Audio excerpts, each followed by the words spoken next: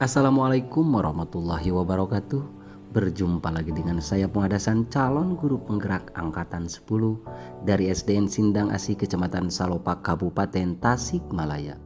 Pada video kali ini saya akan memaparkan tentang aksi nyata modul 1.4 budaya positif. Diseminasi aksi nyata penerapan budaya positif di SDN Sindang Asih saya sampaikan kepada rekan-rekan guru yang ada di SD Sindang Asih, pengurus komite serta orang tua murid di SDN Sindang Asih. Selamat menyaksikan.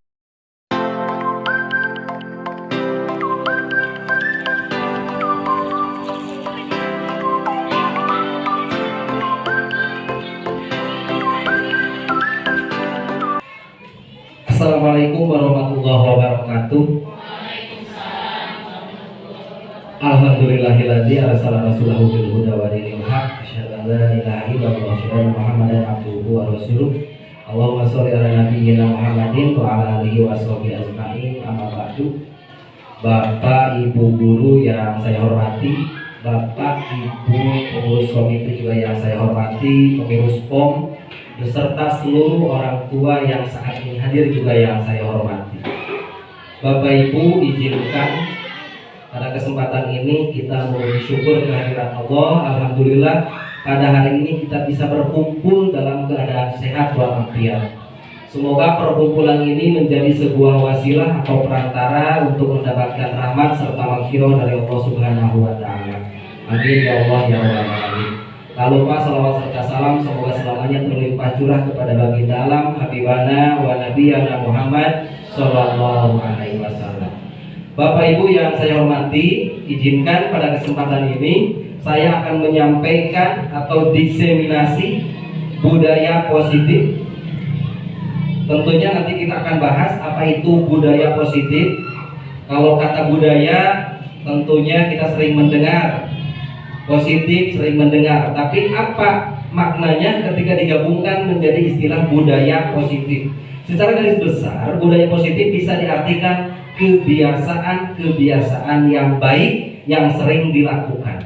Nah, hal-hal apa saja yang perlu dilakukan ketika kita ingin menerapkan sebuah budaya positif baik di sekolah maupun di rumah? Nah, itu salah satunya kaitan dengan budaya positif yang kami akan jelaskan di sini. Tujuannya, menurut Ki Hajar Dewantara, tujuan pendidikan adalah menuntun segala kodrat yang ada pada anak. Jadi belajar itu bukan menuntut, tapi menuntun. Ki Hajar Dewantara diibaratkan guru atau orang tua itu seperti petani yang akan mengurus tanaman. Tentunya tanamannya harus diurus, dikasih pupuk, tanahnya yang subur. Begitu pula dengan pendidikan. Ya, jadi si anak itu harus dituntun. Bisa dianalogikan lagi dengan menuntun anak di tempat yang gelap. Di tempat nuproek barangkali dituyun, sangkan selamat, berjalan dengan selamat, dituyun, tiasa ku guru, tiasa ku orang tua. Jadi pendidikan menurut Ki Hajar Dewantara itu menuntun sesuai dengan kodrat. Kodrat ada dua, ada kodrat alam, ada kodrat zaman. Kodrat alam itu bawaan. Kalau kodrat zaman menyesuaikan dengan zaman, dengan keadaan. Jadi si anak itu harus dituntun sesuai dengan kodrat, sesuai dengan zaman. Jangan dituntun sesuai keinginan guru atau dituntun sesuai keinginan orang tua. Kalau dituntun sesuai keinginan guru, dituntun sesuai keinginan orang tua, maka orang tua dan guru merasa paling benar. Tapi orang kudu nuyut, iya budak teh bakatna ka mana, arahna ka mana. Tak kadang nyambung antawis guru sareng saha orang tua. Pamit nyambung, ku guru dituyun, ku kolot dijongklokeun.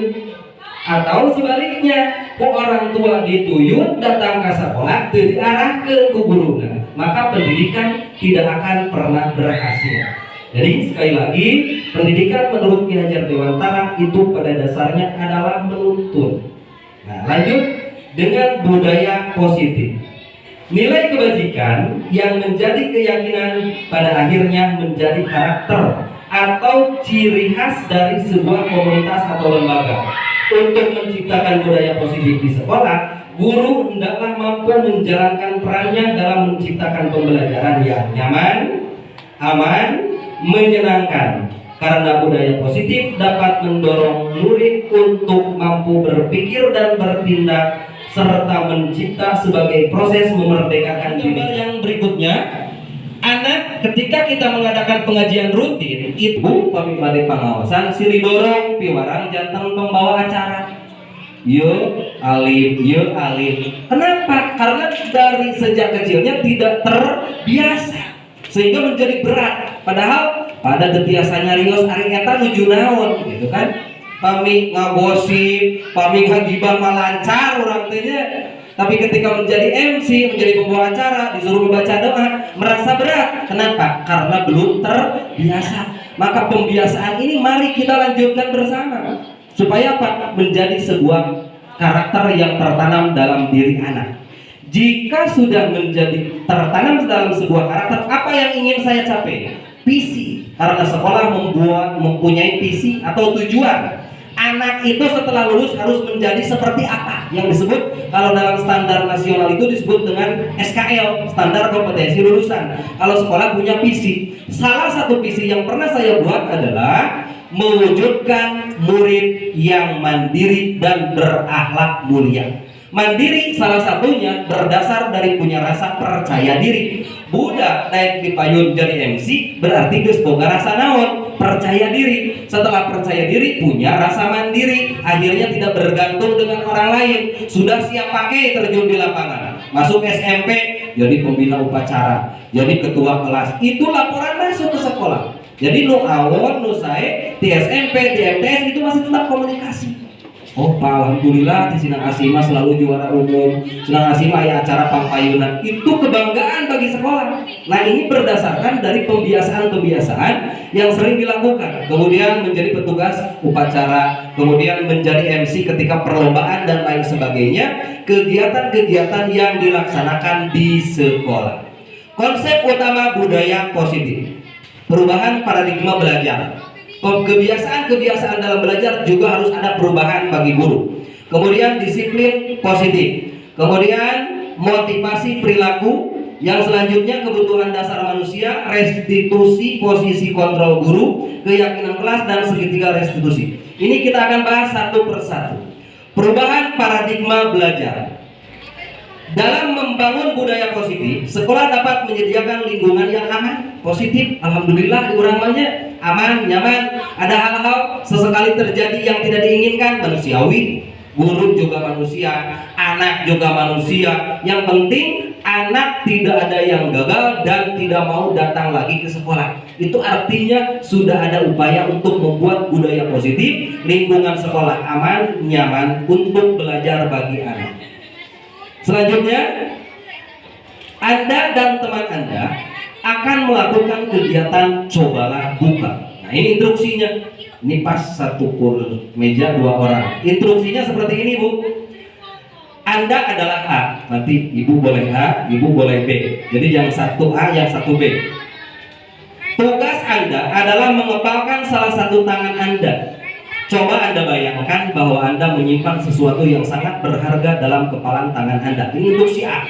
Jadi nanti yang A kepalkan tangannya, bayangkan dalam tangan ini yang dikepal ada barang yang berharga. Boleh uang jutaan rupiah, boleh intan, boleh emas, pokoknya dibayangkan meskipun tangannya kosong. Nah, kemudian untuk si B itu tugasnya membujuk agar tangan yang dikepalkan oleh si A itu dibuka. Jadi ibu, misalnya ibu A kepalkan tangan sekuat tenaga, bayangkan yang ada di dalam tangan itu barang berharga. Mau dibuka terserah ibu, tidak dibuka tidak apa-apa. Kemudian yang di pinggirnya ibu membujuk rekannya yang mengepalkan tangan untuk membuka. Nah nanti apa pembelajaran yang bisa diambil dari filosofi ini? Bisa dimulai ibu? Bisa bu? Bisa sambil berdiri? Kalau boleh bisa berdiri bu semuanya supaya tidak ngantuk. Biasa bu berdiri. Hitungan ketiga Bapak Ibu mohon untuk berdiri dengan tidak mengurangi rasa hormat. Ya. Ya boleh sambil duduk yang punya gendong anak. Ya. Ibu punten tiasa tapi tiasa papayun-payun bu. Tiasa papayun-payun. Kita senyum dulu bu 30 detik untuk menumbuhkan aura positif. dari Bapak Ibu yang terlihat senyum, biasa senyum Bu, sampai kelihatan giginya Pak Bu. Tolong kelihatan, jangan dilihat bibirnya Bu, giginya yang dilihat. Sudah kelihatan Bu? Saya hitung sampai 30 senyum ya Bu. Senyum, bisa senyum Bu?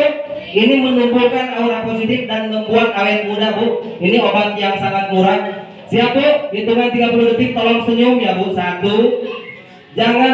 Jangan ini Bu, jangan membisu Bu. Giginya diperlihatkan sama temannya diperlihatkan Bu. 3. Saling bertatapan Bu. Yang dilihat bibirnya bukan matanya. 3, 4, 5, 6, 7, 8, 9, 10. Cukup Bu. Sekarang yang A, tolong satu kepalkan tangannya.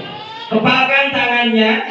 Yang B, satu orang lagi membujuk agar kepalan tangannya dibuka. Dibuka bagaimana? Mau dibujuk dengan dikasih uang boleh. Misalnya ini 100.000 tapi kepalan tangan kamu buka boleh. Ya.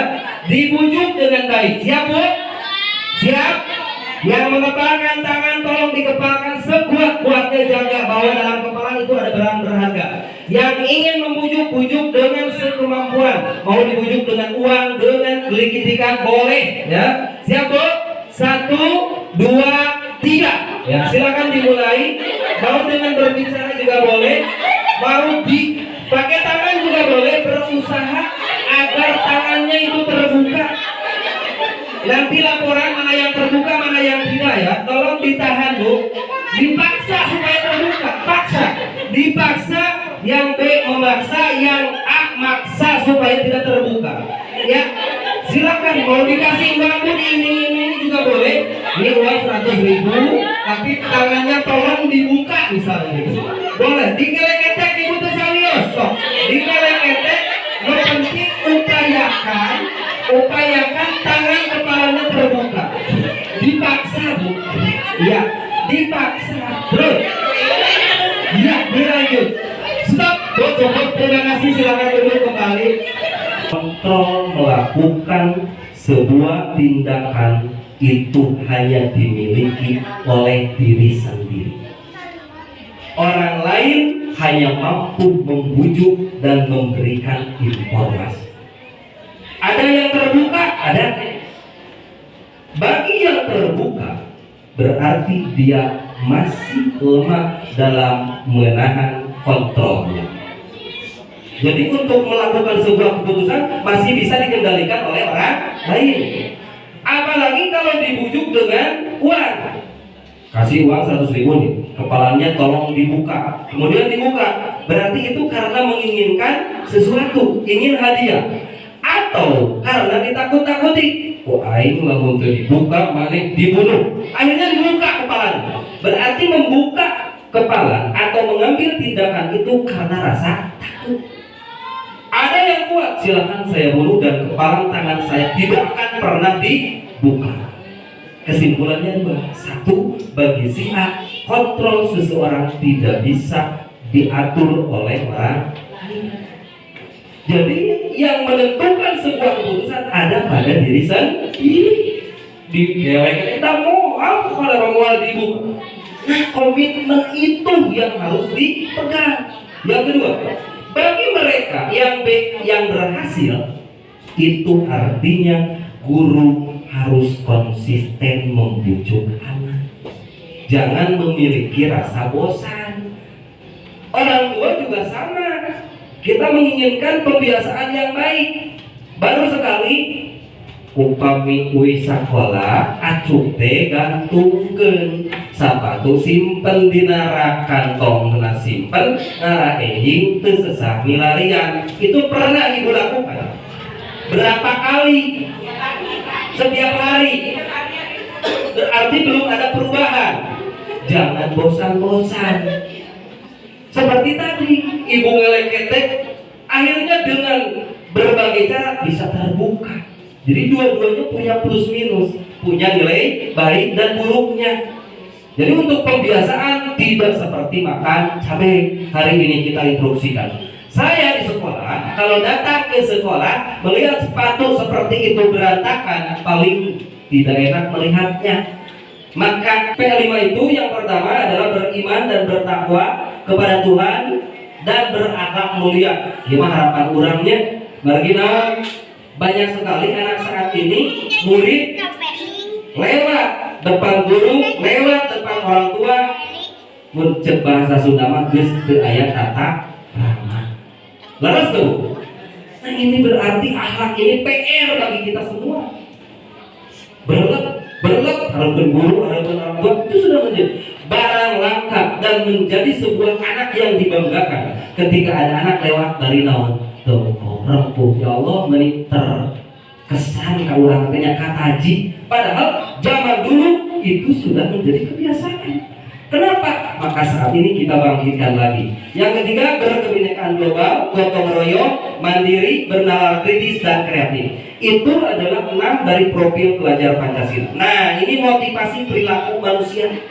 Nungadasaran yang mendorong perilaku orang berbuat itu ini ada 3. Yang pertama, menghindari ketidaknyamanan atau hukuman. Jadi melakukan sebuah tindakan itu karena menghindari hukuman. Yang kedua, mendapat imbalan atau penghargaan dari orang lain, hadiah, pujian. Maka di kurikulum 2013 sebenarnya sudah tidak ada ranking. Kenapa? Supaya motivasi belajar itu bukan karena imbalan, bukan karena pujian, bukan juga karena hukuman, tapi yang diharapkan menjadi diri mereka yang diinginkan dengan menghargai diri sendiri sesuai dengan nilai-nilai yang mereka percaya. Tah eta nu diharapkan teh. Jadi bijil tina hati nurani sendiri belajar. Nu ceuk bahasa agama disebutna ikhlas. Lain sieun ku guru, lain hayang ria kapuji ku batur, tapi diajar murni karena ingin mengembangkan dan mencari ilmu keluar dari diri sendiri. Lanjut, hukuman, konsekuensi dan restitusi. Ayat 3 istilah ieu salaresna tos teu asing di urang. Hukuman, konsekuensi dan restitusi. Hukuman bersifat tidak terencana tiba-tiba. Jawab anak kebenaran langsung ada nangkul angkat kakinya sebelah, itu hukuman tiba-tiba. Apa dampaknya? Negatif dan akan berdampak panjang terhadap anak. Rasa malu, rekan-rekan yang memperlihatkan. Dulu aneh menjadi sebuah kebanggaan bagi guru ketika anak merasa bersalah, merasa berhasil enggak? Rumah satu kamu salah, leres pak. Namun harus dilanggar. Dengan kata-kata itu seolah-olah guru merasa paling benar. Itu yang disebut dengan hukuman. Bahkan saya pernah, tak bikin termasuk budak nakal, digebuk teh lain ukurku penghapus atau kertas, jidar nu kain teh, kantos bapak ibu dipayun. Kalau bintik tidak pernah menjadi permasalahan. Tapi saat ini hati-hati bagi bapak ibu guru, ya, nyindruk baheula kurang laporan ke orang tua saat dicarekan urang jadi murid mana yang nawe belum cenah teu nurut. Ayeuna kumaha? Disindruk ke guru, laporan ke orang tua, udah giru orang tua lapor ke polisi. Itu kan sudah tidak ada berkesinambungan. Itulah yang tidak kita inginkan. Yang selanjutnya selain hukuman, beda-beda tipis hukuman dengan konsekuensi. Nah, ini konsekuensi mas sudah terencana atau lebih ke sanksi. Contoh, di sekolah ada tata tertib. Pada hari Senin menggunakan topi, dasi, dan baju lengkap karena akan mengikuti upacara wajib. Jika tidak, maka akan mendapat sanksi, yaitu misalnya lari 2 putaran mengelilingi sekolah. Itu sudah disepakati dengan anak. Tapi tetap kan ada nilai hukumannya. Tapi anak nyadar dan tahu kalau hukuman tiba-tiba anak tidak sadar, anak tidak menerima. Tapi kalau konsekuensi anaknya sudah tahu karena sudah diberitahu sebelumnya. Lebih ke sanksi. Dan yang terakhir ini adalah restitusi. Ini mudah-mudahan menjadi yang terbaik. Restitusi itu proses menciptakan kondisi bagaimana murid untuk memperbaiki kesalahan mereka sehingga mereka bisa kembali pada kelompok mereka dengan karakter yang lebih kuat. Jadi lain dihukum, lain disalahkan, tapi dicari solusinya. Nanti ada sebuah video yang pernah saya lakukan juga di sekolah ini untuk penerapan segitiga restitusi. Identitas gagal, ini identitasnya gagal, hukuman. Jadi kalau kita menghukum itu identitasnya apa? Gagal. Bapak Ibu sok menghukum orang kali? Oh sok, pernah paling tidak. Padahal itu tidak baik. Kemudian sanksi, konsekuensi, dan restitusi identitas berhasil. Paling tidak kita itu adanya di konsekuensi atau restitusi, jangan ada di posisi hukuman. Selanjutnya, lumayan Bu, panjang. Dilanjut. 4 kebutuhan dasar manusia. Cik atau budak. Murid itu butuh apa? Bukan hanya anak, ibu-ibu, bapak-bapak juga sangat kebutuhan. Ini 5 kebutuhan dasar. Jika salah satu tidak terpenuhi, maka anak akan bertindak. Tindakannya ada 2. 1, sesuai dengan nilai kebajikan. 2, tidak sesuai dengan nilai kebajikan. Tapi kebanyakan respon. Jika tidak terpenuhi kebutuhan, maka responnya adalah bertentangan. 5-nya, yang pertama bertahan hidup. Jelas, berarti peryogi kamu bertahan hidup. Yang kedua, kesenangan. Anak itu butuh kesenangan. Ibu-ibu juga butuh kesenangan. Tapi tingkat kesenangannya yang berbeda-beda. Kemudian penguasaan. Kasih sayang. Maka anak ketika bertindak salah, tidak sesuai dengan nilai, kita cari apa yang dia butuhkan, apa kebutuhan yang tidak terpenuhi. Biasanya ada anak yang merasa jago, berarti dia butuh penguasaan. Nanti ada sebuah kasus juga dari cerita ini. Yang penting Bapak Ibu memahami dulu 5 kebutuhan dasarnya. Nanti kita akan tahu seperti apa. Contoh kasus. Ibu Ambar, guru wali kelas 2A di SD Pelita Hati, sedang bingung menghadapi ulah salah satu murid di kelasnya, Doni. Beberapa anak di kelas 2 telah datang padanya mengeluhkan Doni yang sering meminta bekal makan siang mereka dengan paksa. Jika Anda menghadapi situasi seperti Ibu Ambar, apa yang akan Anda lakukan? Menurut Anda, kira-kira apa alasan Doni melakukan hal itu? Ini mungkin di sekolah ini pun terjadi. Jadi ada anak yang meminta bekal makanannya kepada temannya yang lain, dan ini berulang-ulang. Jika ada kasus seperti ini, lapor kepada ibu anaknya, tolong laporkan ke guru. Ya, maka dari sini kita akan mengambil sikap. Apa yang harus kita lakukan dalam konteks disiplin positif? Ibu Ambar itu harus, bukan. Dalam konteks positif, Ibu Ambar sebaiknya mencari tahu dulu alasannya. Jangan tiba-tiba langsung ke kelas, langsung dihukum. Kenapa kamu seperti ini? Itu kan di depan banyak orang, mental anak langsung plok jatuh dan susah untuk membangkitkan mentalnya. Maka dipanggil baik-baik. Kenapa kamu melakukan ini? Apakah kamu tidak tolong makan siang atau seperti apa? Itu kan anak menjadi enak, ya. Kalau kekedah nyontoh batu, ibu paling kedapatan, ku suami langsung disentak. Apa yang ibu rasakan, anak pun sama perasaannya, karena pada dasarnya kebutuhan manusia itu sama. Nah, harusnya bertanya dulu, melakukan tindakan seperti itu agar mengetahui kebutuhan mana yang sedang tidak terpenuhi. Berarti ada kebutuhan Doni yang tidak terpenuhi. Mungkin salah satunya karena bosan dengan bekal, atau ibunya lupa memberikan bekalnya. Jadi kita jangan langsung tiba-tiba anak melakukan kesalahan itu memberikan hukuman. Dicari dulu akar permasalahannya apa. Jangan tiba-tiba disalahkan, tiba-tiba dicarikan. Akhirnya kan budak nangis, masalah itu selesai, mental anak jatuh. Nah, itu yang tidak diinginkan. Di mana ini penerapannya? Di rumah dan di sekolah. Jadi harus nyambung antara guru dan selanjutnya keyakinan kelas. Nah ini keyakinan kelas itu, kalau dulu itu tata tertib, sekarang harus menjadi keyakinan kelas. Rubah, contoh tata tertib, dilarang buang sampah, itu tata tertib. Bagaimana dengan keyakinan kelas? Buang sampah pada tempatnya, itu lebih enak. Dilarang menginjak rumput ini, terima kasih tidak menginjak rumput ini. Nah itu kan lebih enak, lebih nyaman. Jadi jangan tidak boleh, dilarang. Nah itu sehingga anak itu merasa terkekang, baik di sekolah maupun di rumah. Itu sama, harus kita lakukan perubahan. Keyakinan kelas juga sama.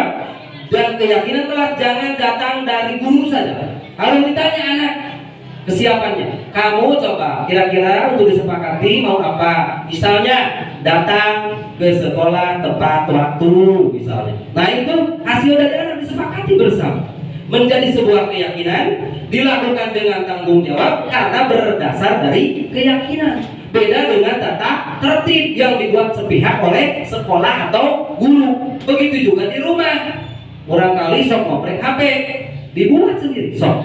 Bade sabar jam sadinten ngoprek HP, coba tulis ke barangkali saya akan menggunakan HP 30 menit setiap hari. Itu dia yang sendiri yang buat, sehingga ketika dia melanggar itu kita tinggal nanya, nah kamu itu melanggar keyakinan kelas tidak? Kamu itu melanggar keyakinan di rumah tidak? Hanya, oh iya saya melakukan ini. Nah seperti itu, sehingga mereka menyadari karena berdasar dari keyakinan, bukan dari tata tertib atau dari paksaan. Selanjutnya kurang lebih 6 lagi, segitiga restitusi. Nah ini segitiga restitusi ada 3 tahapan. Yang pertama, menstabilkan identitas. Contoh menstabilkan identitas, sebenarnya nanti ada sebuah video karena ada gangguan tadi. Menstabilkan identitas itu seperti ini. Nah, kesini kamu kira-kira tadi merasa berbuat salah tidak? Anak itu kadang bingung, apa salah saya? Coba ingat-ingat lagi, terus digali sehingga dia sadar, oh iya Pak, saya datang terlambat tadi ke sekolah. Setelah itu dicari lagi, kenapa kamu terlambat? Misalnya karena saya tidurnya terlalu larut malam karena main HP, sehingga keasikan main game. Oh iya, nah kamu melakukan kesalahan itu wajar. Semua orang pernah melakukan kesalahan, baik bapak, ibu guru, orang tua juga pernah. Maka di sini kita saling mengingatkan.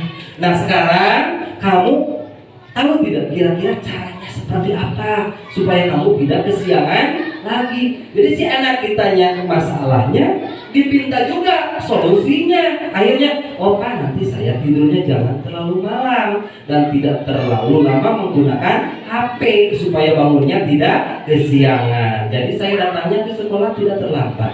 Yakinlah kamu mampu. Kitanya juga keyakinannya, jangan asal ucap. Setelah dipikir-pikir mungkin, oh iya Pak, saya akan berupaya supaya saya bisa melaksanakan ini agar saya tidak kesiangan lagi. Itu kan lebih komunikasi, diajak ngobrol, bukan disalahkan, distabilkan dan dikembalikan ke jalan yang benar. Prinsipnya ada 2. 1, anak berperilaku salah harus dibenarkan. Anak salah menjawab soal itu disalahkan. Bisa dipahami? Kalau anak salah bertindak itu dibenarkan. Tapi kalau anak salah menjawab soal itu disalahkan. Bentena salin, pami orang kali lepas bertindak, ulah disebut yuk, bener kamu halus, bagus, bukan itu maksudnya. Nah, tidak seperti itu, harusnya seperti ini, itu dibenarkan. Tapi ketika ulangan budak 5 kali 2 12, jangan dibenarkan, itu mah tetap harus disalahkan, meskipun nanti di belakang dikoreksi supaya menjadi benar. Jadi ketika anak melakukan kesalahan, rasanya kita akan berhasil menciptakan, mewujudkan anak yang baik ketika sekolah dan orang tua sudah kompak sama-sama dalam menghadapi berbagai masalah yang dihadapi oleh anak. Bapak Ibu yang saya hormati, tuh ini video sebenarnya ya.